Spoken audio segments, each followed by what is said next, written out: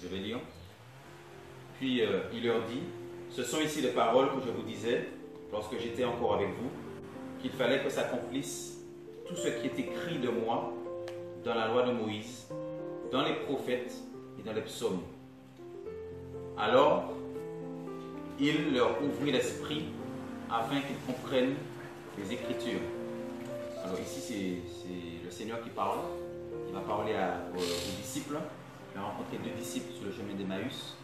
Mais en se présentant aux disciples, les disciples, en fait, ne voyaient pas. Ils n'avaient pas la révélation que c'était le Seigneur. Donc le Seigneur était matérialisé, d'accord, voilà, en forme d'humain, mais ils ne savaient pas que c'était le Seigneur. Et c'est sous cette force qu'il va leur parler. Il va leur redire encore, voilà, ce sont ici les paroles que je vous disais lorsque j'étais encore avec vous, qu'il fallait que s'accomplisse tout ce qui est écrit de moi dans la loi de Moïse, dans les prophètes et dans les psaumes. Donc, pour comprendre la nouvelle alliance, au préalable, il faut vraiment que nous ayons cette compréhension aussi de la première alliance, de la loi de Moïse.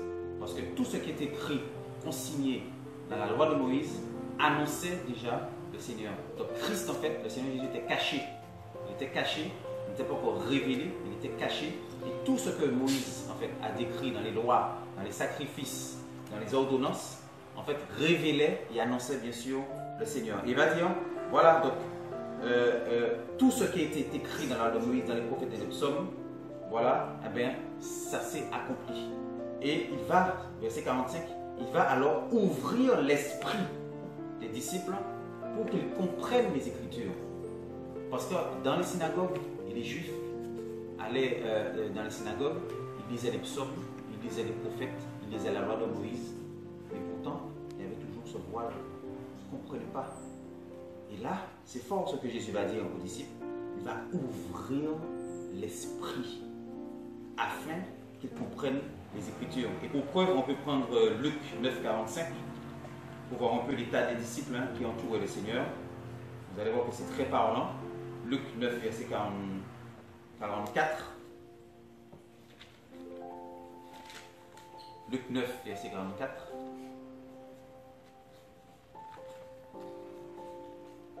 Bon, on peut lire à partir du verset 23, du verset 43. Luc 9, verset 43. Et tous furent étonnés de la puissance magnifique de Dieu. Et comme ils étaient tous dans l'admiration de tout ce que Jésus faisait, il dit à ses disciples, vous, écoutez bien ces discours. Vous, écoutez bien ces discours.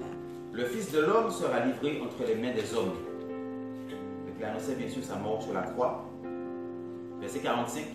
Mais les disciples ne comprirent pas cette parole et elle était voilée pour eux, afin qu'ils n'en aient pas le sens et ils craignaient de l'interroger à ce sujet. Donc, ici, vous voyez que les disciples, quand même, qui entouraient le Seigneur, ils avaient la parole devant eux. Ils avaient le Seigneur devant eux, mais pourtant, cette parole que le Seigneur annonçait, elle était voilée. Donc, nous, ça doit nous alerter, nous aussi, en tant qu'Église et chrétiens. Donc, il y a des dimensions. Il y a, par exemple, le message de la croix. On peut très bien le comprendre de manière intellectuelle. On peut très bien réciter des versets. On peut très bien comprendre des enseignements. Et ça va rester intellectuel. Ça va rester lettre morte. Pourquoi? Parce qu'elle est voilée. Ce message est voilé. Et là, le Seigneur veut, au travers des Écritures, au travers de son esprit, de sa révélation, vraiment ôter ce voile pour qu'on puisse comprendre véritablement la croix.